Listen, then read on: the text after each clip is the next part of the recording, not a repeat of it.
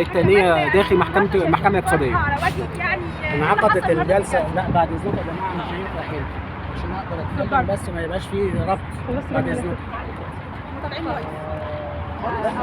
حجزت 26/2 اتحجزت للحكم. الحمد لله النصر، انا قلت المجهود مني والنصر من الله، والنهارده ربنا نصرني.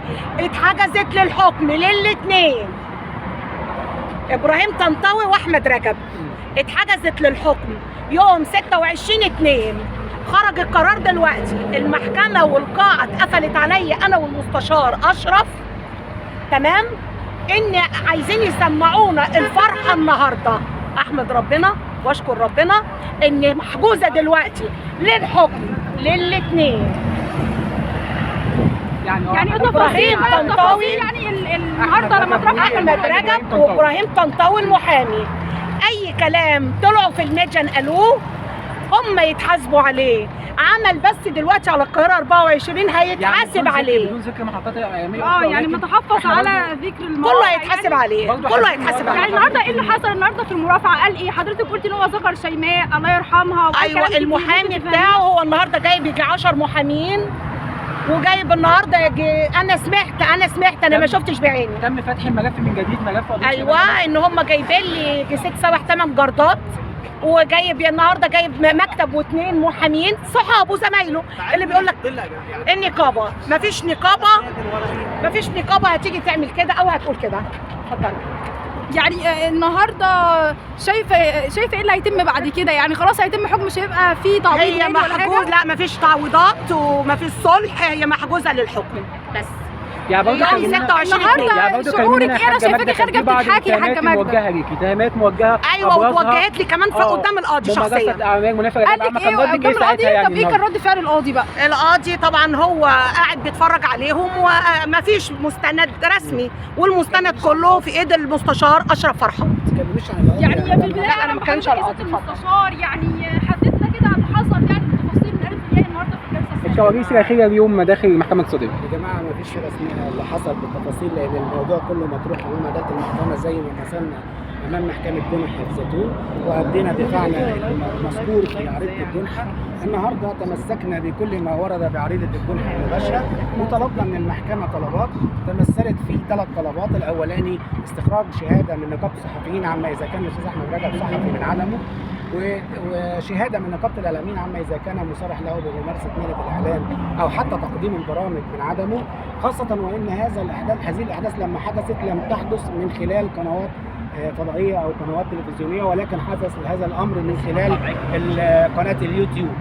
فبالنسبه للموضوع اللي احنا طلبناه ده، طلبنا كمان ندب خبير للوقوف على بصمه الصوت والصوره باستدعاء المتهمين لمقارنه اللي موجود في الفيديو بيهم ومواجهتهم بيه. طلباتنا من المحكمه وصممنا على الطلبات وانضمينا للنيابه العامه، لان الدعوه محاله من قبل النيابه العامه للمحكمه الاقتصاديه، وبالتالي المحامين الموكلين عن المتهمان حضروا وابدوا دفاعهم زي ما ابدوه في محكمه اول درجه في محكمه زيتون. وبالتالي كده هقطع عليه خلاص طبعا الموضوع مطروح ولسه صادر القرار من شويه بحجز الدعوه 26. يعني هيبقى فيها حكم يعني مش تعويض مالي يا جماعه. التعويض المدني هو مجرد تعويض مدني مؤقت عن الضرر اللي لحق بالجريمه، يرفع به شأن المحكمه الاقتصاديه في اولى جلسات محاكمه الاعلامي احمد رجب والاستاذ ابراهيم طنطاوي محامي الثاني في الشق المدني.